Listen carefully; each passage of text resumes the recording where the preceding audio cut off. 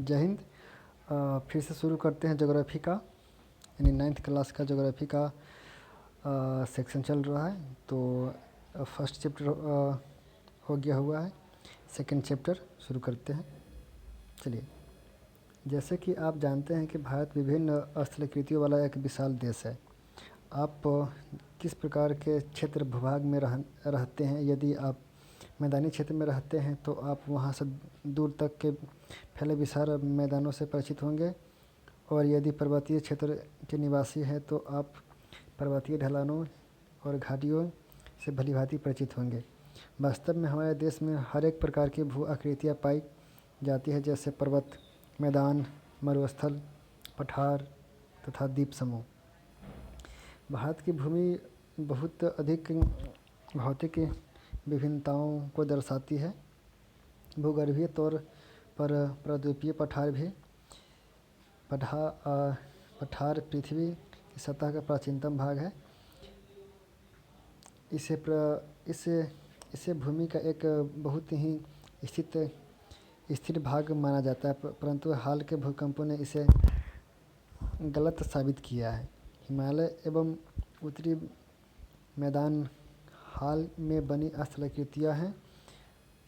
भूगर्भ वैज्ञानिकों के अनुसार हिमालय पर्वत एक अस्थिर भाग है। हिमालय की पूरी पर्वत श्रृंखला एक युवा स्थलीकृत को दर्शाती है, जिसमें ऊंचे शिखर, गहरी घाटियाँ तथा तेज बहने वाली नदियाँ पाई जाती है। ठीक, यहाँ पे हिमालय पर्वत के बारे में दिखाया गया हुआ है। इसको रुकिए, थोड़ा इसको जूम वगैरह करके आपको दिखाते हैं।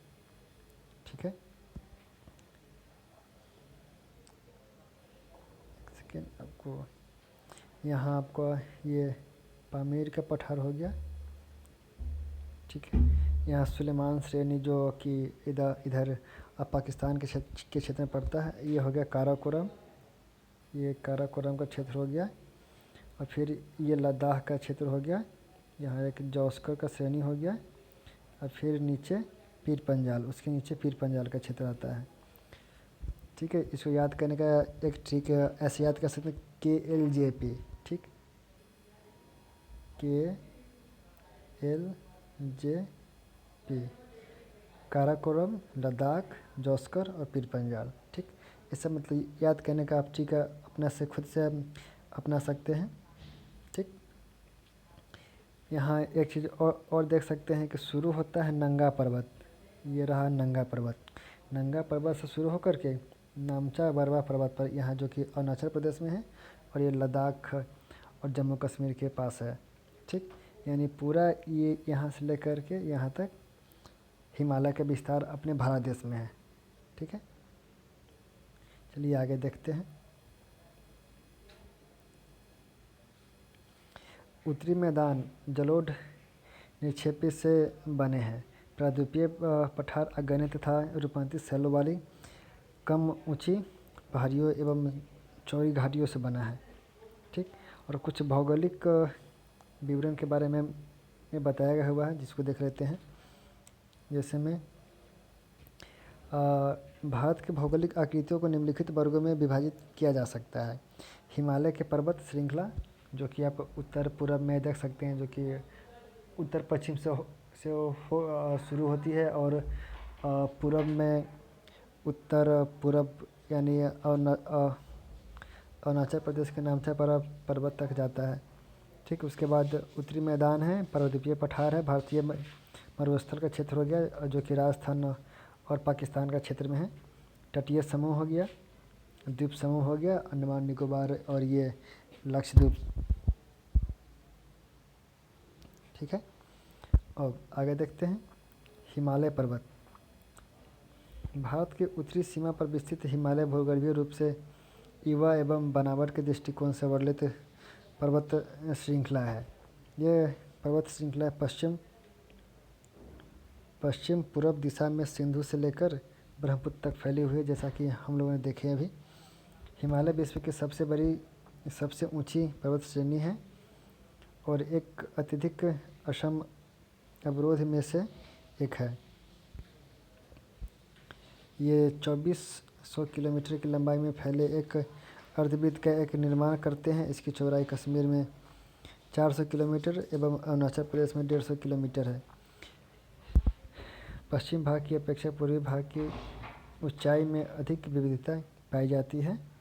अपने पूर्वी देशांतरीय विस्तार के साथ हिमालय को 3 भागों में बांट सकते हैं। इन श्रृंखलाओं के बीच बहुत अधिक संख्या में घाटियाँ पाई जाती है। सबसे उत्तरी भाग में स्थित श्रृंखला को महान या आंतरिक हिमालय या हिमाद्री कहते हैं। यह सबसे अधिक सतत श्रृंखला है, जिसमें 6000 मीटर की औसत ऊंचाई वाले सर्वाधिक ऊंचे शिखर है। इसमें हिमालय के सबसे मुख्य शिखर है। हिमालय के कुछ शिखर के बारे में दिखाया गया हुआ है, जैसे कि माउंट एवरेस्ट हो गया।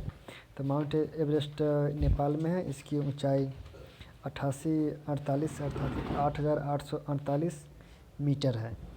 कंचनजंगा जो कि भारत में है, उसके बारे में बताया गया हुआ है 8598 मीटर है। उसके बाद मकालू के बारे में बताया गया हुआ है। धौलागिरी के बारे में बताया गया हुआ है, जैसे कि आप देख सकते हैं। और उसके बाद नंगा पर्वत जो कि भारत में है 8126 मीटर, अन्नपूर्णा।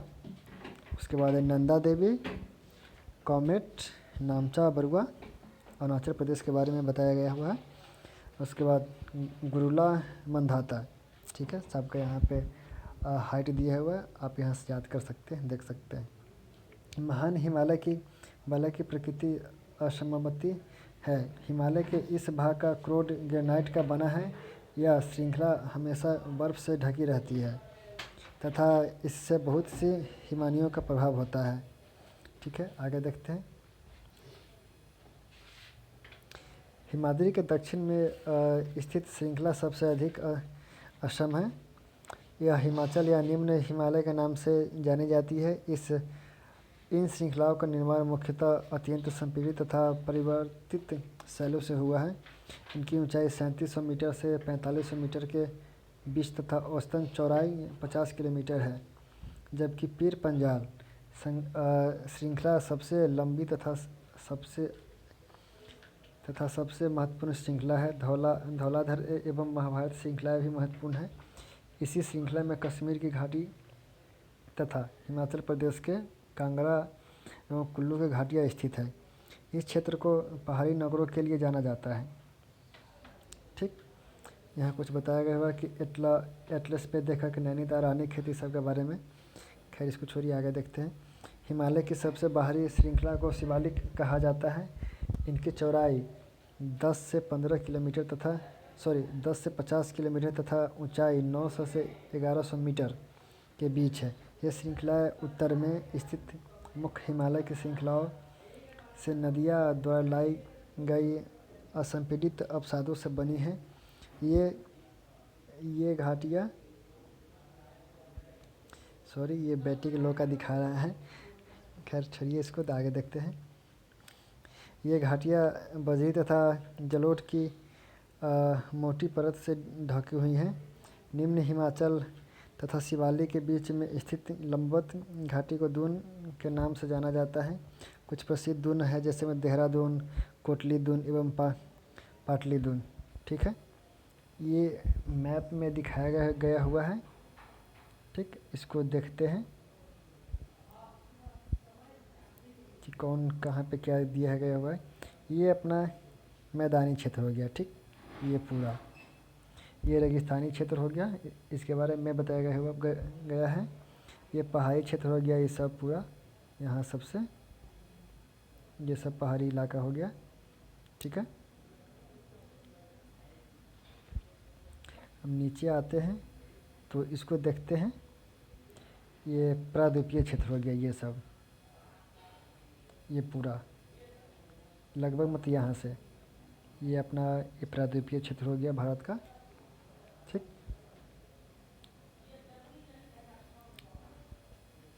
आगे देखते हैं।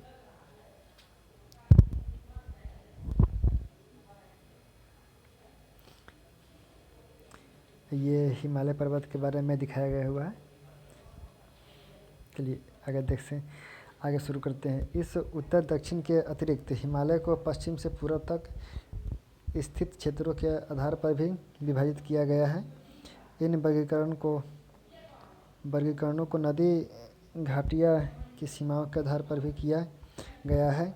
उदाहरण के लिए सतलज एवं सिंधु के बीच स्थित हिमालय के भाग को पंजाब हिमालय के नाम से जाना जाता है, लेकिन पश्चिम से पूरब तक क्रमशः इसके कश्मीर तक हिमाचल हिमालय के नाम से भी जाना जाता है। यानी लद्दाख के पास जो सिंधु नदी जो आती है, वहाँ से लेकर के अरुणाचल प्रदेश तक के जो मतलब जो क्षेत्र है उसको 4 भागों में उसको बांटता है। जिसमें असम का मैदान करके है ना, इसमें पंजाब का मैदान हो गया, उसके बाद असम के मैदान एकदम पूर्वोत्तर हो गया, बीच में नेपाल के मैदान हो गया। ठीक है, इस तरह से उसी के बारे में बताया गया हुआ है। ठीक है, चलिए आगे देखते हैं। लेकिन पश्चिम से पूरब तक क्रमशः इसी कश्मीर तथा हिमाचल हिमालय के नाम से भी जाना जाता है। सतलज तथा काली नदियों के बीच स्थित हिमालय के भाग को कुमायूं हिमालय के नाम से जाना जाता है। काली तथा तीस्ता नदी नेपाल हिमालय का एवं तीस्ता तथा दिहांग नदियों असम हिमालय का सीमांकन करती है। हिमालय के कुछ क्षेत्रीय नाम पता कीजिए। ये मतलब अपने से बता रहा है कि पता करने के लिए। ब्रह्मपुत्र हिमालय की सबसे पूर्वी सीमा बनाती है। चूँकि ब्रह्मपुत्र चाइना होकर के अरुणाचल प्रदेश में ही, मतलब अरुणाचल प्रदेश के बीचों बीच एंट्री करती है, तो इस सीमा के बारे में बताया जा रहा है। सीमा बनाती है दिहांग महाखंड गौर्ज के बाद हिमालय की दक्षिण की ओर एक तीखा मोड़ बनाती है। भारत के पूर्वी सीमा के, यहाँ से देख लेते हैं, पूर्वी सीमा के साथ फैल जाता है। इन्हें पूर्वांचल या पूर्वी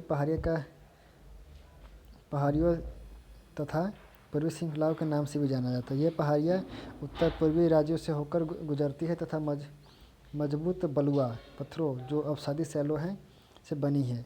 ये घने जंगलों से ढकी है तथा अधिकतर समानांतर श्रृंखलाओं एवं घाटियों के रूप में फैली है। पूर्वांचल में पटकाई, नागा, मिजो तथा मणिपुर पहाड़ियाँ भी शामिल हैं। यानी मणिपुर पहाड़ी मणिपुर में हो गया, मिजो हो गया, मिजोरम में हमें हुआ, नागा पर्वत हो गया, नागालैंड के क्षेत्र में आ जाता है। ठीक है, इसके बाद आगे देखते हैं। उत्तर मैदान के बारे में दर्शाया गया हुआ है, उसको देख लेते हैं। उत्तरी मैदान 3 प्रमुख नदियों प्रणालियों सिंधु, गंगा एवं ब्रह्मपुत्र तथा इसके सहायक नदियों से बना है। यह मैदानी जलोढ़ मृदा से बना है। लाखों वर्षों में हिमालय के गिरिपाद में स्थित बहुत बड़े बेसिन द्रोणी में जलोढ़ों का निक्षेप हुआ है, जिससे इस उपजाऊ मैदान का निर्माण हुआ है। इसके विस्तार 7 लाख वर्ग किलोमीटर के क्षेत्र पर है। यह मैदान लगभग 2400 किलोमीटर लंबा एवं 240 से 320 किलोमीटर चौड़ा है। यह सघन जनसंख्या वाला भौगोलिक क्षेत्र है। समृद्ध मृदा आवरण, पर्याप्त पानी की उपलब्धता एवं अनुकूल जलवायु के कारण कृषि की दृष्टि से यह भारत का अत्यधिक उत्पादन क्षेत्र है। ठीक, ये उत्तरी मैदान के बारे में बताया गया है। ऐसे भी अपने देश में ज़्यादातर जनसंख्या उत्तरी मैदानी क्षेत्र में ही निवास करती है, क्योंकि यहाँ पे कृषि प्रधान क्षेत्र है और अपने देश के ज़्यादातर लोग कृषि पे ही मतलब डिपेंडेंट हैं, इसलिए ज़्यादातर लोग यहीं पे निवास करते हैं। फिर आगे देखते हैं। यहाँ एक नोट में बताया गया है कि ब्रह्मपुत्र नदी में स्थित माजुली विश्व का सबसे बड़ा नदी द्वीप है, जहाँ लोगों का निवास है।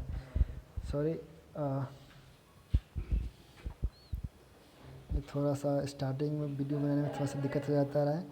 चलिए आगे देखते हैं। उत्तरी पर्वतों से आने वाली नदियाँ निक्षेपण कार्य में लगी है। नदियों के निचले भागों में ढाल कम होने के कारण नदियों की गति का कम हो जाती है, जिसके परिणाम स्वरूप नदियाँ द्वीपों का निर्माण होता है। ये नदियाँ अपने निचले भागों में गाद एकत्र हो जाने के कारण बहुत सी धाराओं में बढ़ जाती है। इन धाराओं को वितरिकाएँ कहा जाता है। ठीक है, दोआब के अर्थ के बारे में बताया हुआ है कि दो नदियों के बीच का भाग जो होता है उसी को दोआब कहा जाता है। आगे देखते हैं। उत्तरी मैदान को मोटे तौर पर 3 उपवर्गों में विभाजित किया गया है। उत्तरी मैदान के पश्चिम भाग को पंजाब का मैदान कहा जाता है और सिंधु तथा इसकी सहायक नदियों के द्वारा बनाए गए इस मैदान का बहुत बड़ा भाग पाकिस्तान में स्थित है। सिंधु तथा इसकी सहायक नदियाँ झेलम, चेनाब, रावी, ब्यास, सतलज हिमालय से निकलती है। मैदान के इस भाग में दोआबों की संख्या बहुत अधिक है। गंगा के मैदान का विस्तार घग्गर तथा तीस्ता नदियों के बीच है। यह उत्तरी भारत के राज्यों हरियाणा, दिल्ली, उत्तर प्रदेश, बिहार, झारखंड के कुछ भागों तथा पश्चिम बंगाल में फैला है। ब्रह्मपुत्र के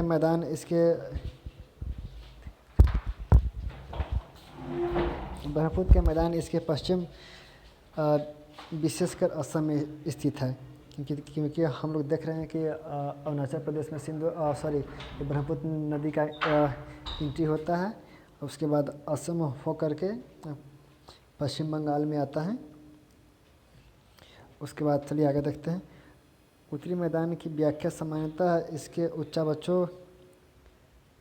बच्चों में बिना किसी विविधता वाले समतल स्थल के रूप में की जाती है। यह सही नहीं है। इन विस्तृत मैदानों की भौगोलिक आकृतियाँ में भी विविधता है और आकृति विभिन्नता के आधार पर उत्तरी मैदान को 4 भागों में विभाजित किया जा सकता है। नदियाँ पर्वतों से नीचे उतरते समय शिवालिक की ढाल पर 8 से 16 किलोमीटर की चौड़ी पट्टी में गुठिया का निक्षेपण करती है। इसे भावर के नाम से भी जाना जाता है। ठीक है, सभी सरिताएं इस भावर पट्टी में विलुप्त हो जाती है। इस पट्टी के दक्षिण में ये सरिताएं एवं नदियाँ पुनः निकल जाती है एवं नम तथा दलदली क्षेत्र का निर्माण करती है, जिसे तराइन कहा जाता है। तराइन क्षेत्र मतलब वो हो जाता है जैसे कि नदी निकली और पानी अपने जल लेकर के और उस क्षेत्र में जाकर के पानी विस्तृत हो जाती है और वहाँ का क्षेत्र दलदली भूमि जैसे हो जाता है। उसी के बारे में यहाँ पे बताया गया हुआ है। यह वन्य प्राणियों से भरा घने जंगलों का क्षेत्र था। बंटवारे के बाद पाकिस्तान से आए शरणार्थी को कृषि योग्य भूमि उपलब्ध कराने के लिए इस जंगल को काटा जा चुका है। इस क्षेत्र के दुधवा राष्ट्रीय पार्क की स्थिति ज्ञात कीजिए। मतलब ज्ञात करने के लिए बता रहा है कि दुधवा राष्ट्रीय पार्क कहाँ है, इसके बारे में बताया गया हुआ है। तो दुधवा, पीलीभीत ये सब जो है ना यूपी के क्षेत्र में है। उत्तरी मैदान सबसे विशालतम भाग पुराने जलोढ़ का बना है। ये नदियाँ के बाढ़ वाले मैदान के ऊपर स्थित है तथा वेदिका जैसी आकृति प्रदर्शित करते हैं। इस भाग को भांगर के नाम से भी जाना जाता है। इस क्षेत्र की मृदा में चूनेदार निक्षेप पाए जाते हैं, जिसे स्थानीय भाषा में कंकर कहा जाता है। बाढ़ वाले मैदान में नए तथा युवा निक्षेपों को खादर कहा जाता है। इनका लगभग प्रत्येक वर्ष पुनर्निर्माण होता है, इसलिए ये उपजाऊ होते हैं तथा गहन खेती के लिए आदर्श होते हैं। यहाँ खादर और बांगर, खादर मिट्टी वो हो गया जहाँ हर एक साल बाढ़ आती है, नदियाँ वो पानी ला करके वहाँ पे छोड़ती है और जिससे नए मिट्टी का निर्माण होता है और वो क्षेत्र बहुत उपजाऊ होता है। और बांगर मिट्टी का मतलब ये हो गया कि मतलब भी नवीन मिट्टी के कारण होता है, लेकिन यहाँ पे हर एक साल बाढ़ नहीं आता है और हर एक साल बाढ़ नहीं आने के कारण वहाँ पे नवीन मिट्टी का निर्माण हर एक साल नहीं हो पाती है। इसके कारण यहाँ पे खादर मिट्टी की तरह इतना उर्वरता नहीं होता। ठीक है, प्रायद्वीपीय पठार के बारे में देख लेते हैं। प्रायद्वीपीय पठार एक मेज की आकृति वाला स्थल है, जैसे कि अभी ऊपर वाले मैप में हम लोगों ने देखा है, एटलस में। स्थल है जो पुराने क्रिस्टलीय अग्नि तथा रूपांतरित शैलों से बना है। यह गोंडवाना भूमि के टूटने एवं अपवाह के कारण बना था तथा यही कारण है कि यह प्राचीनतम भूभाग का एक हिस्सा है। इस पठारी भाग में चौड़ी तथा छिछली घाटियाँ एवं गोलाकार पहाड़ियाँ हैं।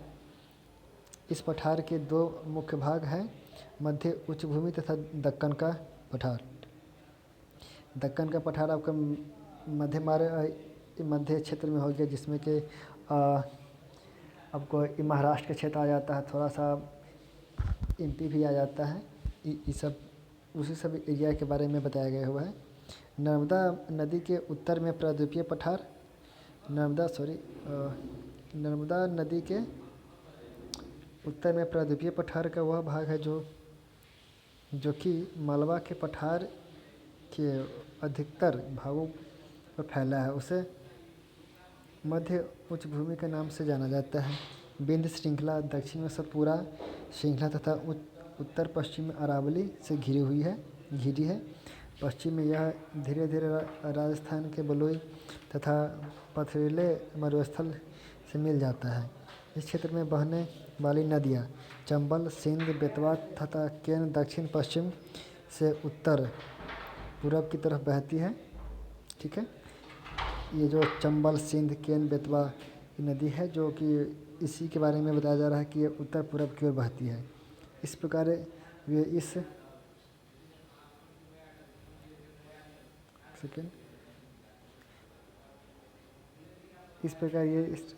की ढाल प्रायद्वीपीय मतलब नदी के ढाल को दर्शाती है। मध्य उच्च भूमि पश्चिम में चौड़ी लेकिन पूरब में संकीर्ण है। ठीक, इस प्रकार के पूर्वी विस्तार को स्थानीय रूप से बुंदेलखंड तथा बघेलखंड के नाम से जाना जाती है। इसके और पूर्व के विस्तार को दामोदर नदी द्वारा अपवाहित छोटा नागपुर पठार दर्शाता है। दक्षिण का पठार एक त्रिभुजाकार पठार है जो नर्मदा नदी के दक्षिण में स्थित है। उत्तर में इसके चौड़े आधार पर सतपुरा की श्रृंखला है, जबकि महादेव, कैमूर की पहाड़ी तथा मैकाल श्रृंखला इसके पूर्वी विस्तार हैं। भारत के भौतिक मानचित्र पर इन पहाड़ियों एवं श्रृंखलाओं की स्थिति को ज्ञात करें। दक्षिण का पठार पश्चिम में ऊंचा एवं पूर्व की ओर कम ढाल वाला है। इस पठार का एक भाग उत्तर पूर्व में भी देखा जाता है, जिसे स्थानीय रूप से मेघालय, कार्बी एंगलोर पठार तथा उत्तर कचार पहाड़ी के नाम से भी जाना जाता है। यह एक भ्रंश के द्वारा छोटा नागपुर पठार से अलग हो गया है। पश्चिम से पूरब की ओर 3 महत्वपूर्ण श्रृंखलाएँ गारो खासी जयंतिया है। अर्थात जो प्रायद्वीपीय क्षेत्र का मतलब जिस युग का प्रायद्वीपीय क्षेत्र का पठार है, उसी के प्रायद्वीपीय क्षेत्र का पठार का भाग लंबवत मतलब हो करके यानी मेघालय के गारो खासी जयंतिया तक फैली हुई है, उसी के बारे में बताया गया हुआ है। दक्षिण के पठार के पूर्वी एवं पश्चिम सिरे पर क्रमशः पूर्वी एवं पश्चिम घाट स्थित है। पश्चिमी घाट पश्चिम तट के समानांतर स्थित है। वे सतत हैं तथा उन्हें केवल दर्रों के द्वारा ही पार किया जा सकता है। भारत के भौतिक मानचित्र में थाल घाट, भोर घाट, पाल घाट और एक सिनकोट भी है, जिसका यहाँ पर चर्चा नहीं किया गया हुआ है। पश्चिमी घाट पूर्वी घाट की अपेक्षा ऊंचे हैं। पूर्वी घाट के 600 मीटर की औसत ऊंचाई की तुलना में पश्चिमी घाट की ऊंचाई 900 से 1600 मीटर है। पूर्वी घाट का विस्तार महानदी घाटी से दक्षिण में नीलगिरी तक है। पूर्वी घाट का विस्तार सतत नहीं है, ये अनियमित है एवं बंगाल की खाड़ी में गिरने वाली नदियाँ ने इनको काट दिया है। पश्चिम घाट में पर्वतीय वर्षा होती है।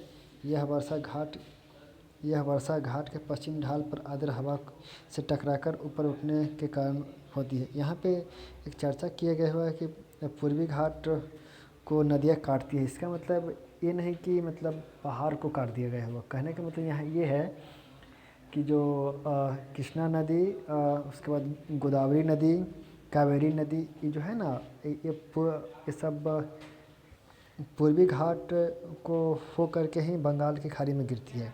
और बंगाल की खाड़ी में गिरती है तो जिस वेग से पहाड़ के रास्ते से निकलती है तो वहाँ तो रास्ता अपना बनाती जाती है नदी, और जा कर के बंगाल के खाड़ी में गिरती है।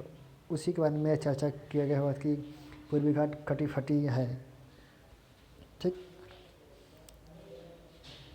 यहाँ पे बताया जा रहा है कि पश्चिमी घाट को विभिन्न स्थानीय नामों से जाना जाता है। पश्चिमी घाट की ऊंचाई उत्तर से दक्षिण की ओर बढ़ती है जाती है। इस भाग के शिखर ऊंचे हैं, जैसे कि अनाईमुडी 2695 मीटर की है, जो कि दक्षिण भारत की सबसे ऊंची चोटी है। और टोडा बेटा जो 2633 मीटर है, ये दक्षिण भारत की दूसरी सबसे ऊंची चोटी है। पूर्वी घाट का सबसे ऊंचा शिखर महेंद्रगिरी 1500 मीटर है। पूर्वी घाट के दक्षिण पश्चिम में शिवराय तथा जावेरी के पहाड़ी है। जावेरी के पहाड़ियाँ स्थित है। अब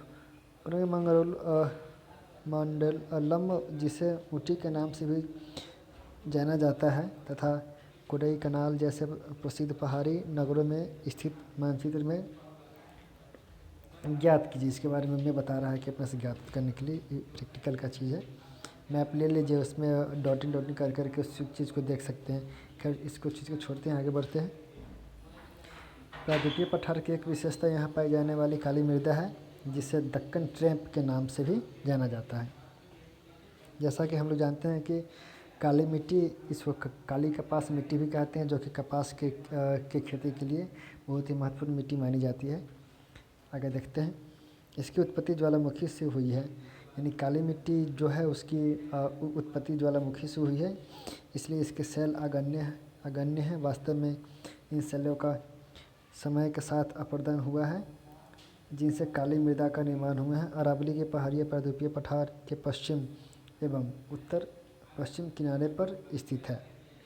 ये बहुत अधिक अपरदित एवं खंडित पहाड़ियाँ हैं। ये गुजरात से लेकर दिल्ली तक दक्षिण पश्चिम एवं उत्तर पूर्व दिशा में फैली हुई है।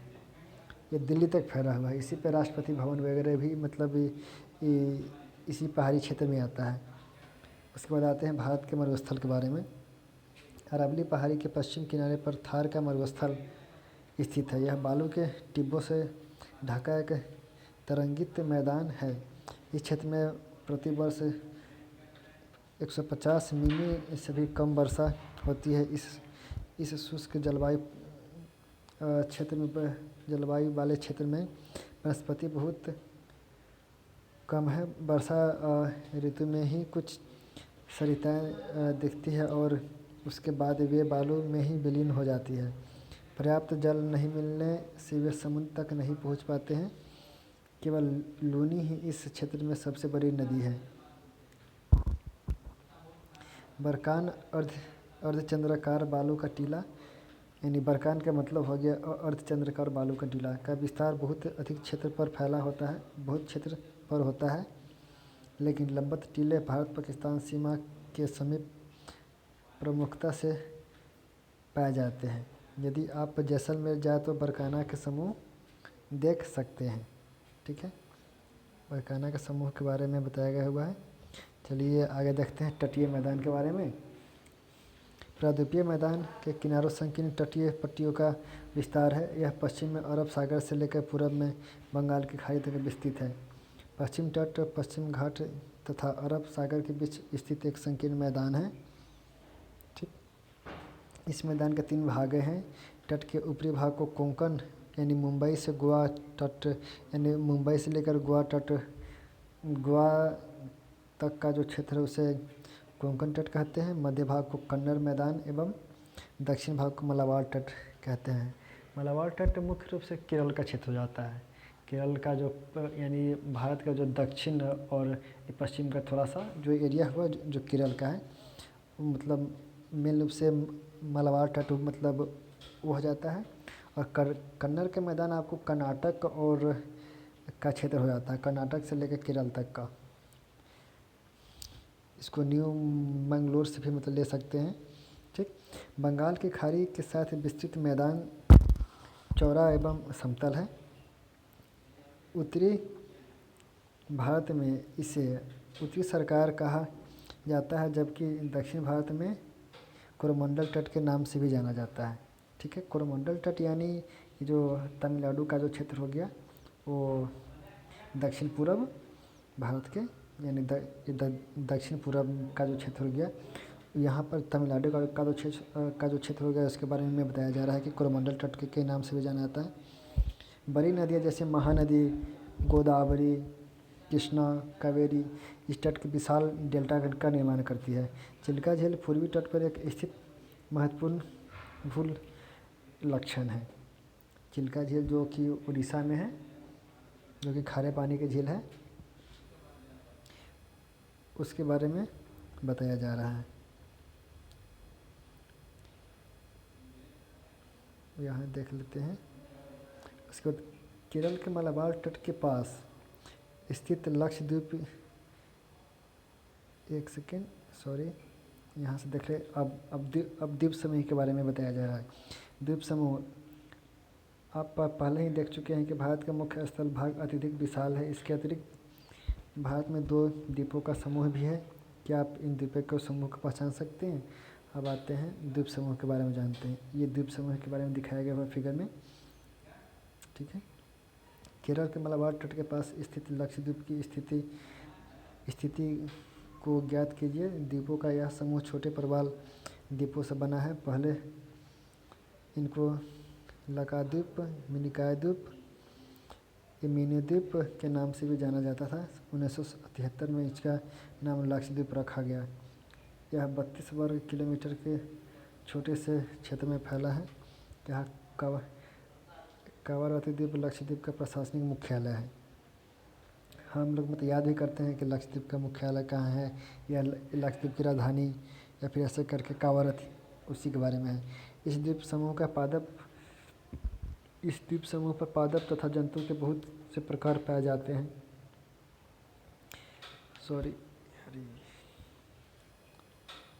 बहुत से प्रकार पाए जाते हैं। पिटली द्वीप जहाँ मनुष्य का निवास नहीं है, वहाँ एक पक्षी अभयारण्य है। अब बंगाल की खाड़ी में उत्तर से दक्षिण की तरफ फैले द्वीपों का श्रृंखला की ओर ध्यान दीजिए। ये अंडमान निकोबार द्वीप समूह है। यह द्वीप समूह आकार में बड़ी संख्या में बहुल तथा बिखरे हुए हैं। ये द्वीप समूह मुख्य 2 भागों में बांटा गया है। उत्तर में अंडमान तथा दक्षिण में निकोबार। और अंडमान निकोबार 10 डिग्री चैनल से अलग होता है, ठीक है। इस चीज़ को भी ध्यान रखेंगे। यह माना जाता है कि यह द्वीप समूह निम्नलिखित पर्वत श्रृंखला के शिखर है। यह द्वीप समूह देश की सुरक्षा के लिए बहुत महत्वपूर्ण है। इन द्वीपों समूह में पाए जाने वाले पादप जंतुओं में बहुत अधिक विविधता है। ये द्वीप विषुवत वृत्त के समीप स्थित है। यहाँ की जलवायु विषुवतीय है तथा यह घने जंगलों से आच्छादित है। यहाँ एक पॉइंट दिया गया है, वह है प्रवाल के बारे में। प्रवाल पॉलिप्स कम समय तक जीवित रहने वाले सूक्ष्म प्राणी हैं जो कि समूह में रहते हैं। इनका विकास छिछले तथा गर्म जल में होता है।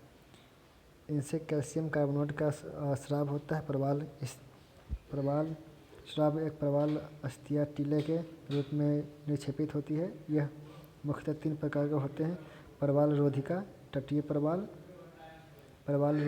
तटीय प्रवाल, और तीसरा प्रवाल वलय एवं द्वीप, जो ऑस्ट्रेलिया के ग्रेट बैरियर रीफ है। प्रवाल रोधिका का अच्छा उदाहरण है, ठीक, ग्रेट बैरियर रीफ। प्रवाल वलय द्वीप गोलाकार एवं ह्रास आकार वाले रोधिका होते हैं। ठीक, अब आगे देख लेते हैं। यहाँ तक हम लोग आगे हुए थे। यहाँ पे बताया गया है कि भारत के एकमात्र सक्रिय ज्वालामुखी अंडमान निकोबार द्वीप समूह के बैरन द्वीप पर स्थित है। आगे देखते हैं। विभिन्न भू आकृति विभागों का विस्तृत विवरण प्रत्येक विभाग की विशेषताएं स्पष्ट करता है, परंतु यह स्पष्ट है कि ये विभाग एक दूसरे के पूरक है और वे देश के प्राकृतिक संसाधनों में समृद्ध बनाते हैं। उत्तरी पर्वत जल एवं वनों के प्रमुख स्रोत है। उत्तरी मैदान देश के अन्न भंडार हैं। इनके प्राचीन सभ्यताओं के विकास को आधार मिला। पठारी भाग खनिजों के भंडार हैं, जिसने देश के औद्योगिकरण में विशेष भूमिका निभाई है। तटीय क्षेत्र मत्स्यन और पोत संबंधी क्रियाकलापों के लिए उपयुक्त स्थान है। इस प्रकार देश के विविध भौतिक आकृतियाँ भविष्य में विकास की अनेक संभावनाएं हैं। तो ये मेरा आपका सेकंड चैप्टर ख़त्म हुआ। कल फिर ज्योग्राफी का तीसरा चैप्टर शुरू करेंगे। उम्मीद है कि आप लोग को ये मेरा ये प्रयास अच्छा लगता होगा, और अच्छा लगे तो लाइक, सब्सक्राइब एंड शेयर करना ना भूलें। अभी के लिए इतना ही, मिलते हैं अगले वीडियो में। नमस्कार।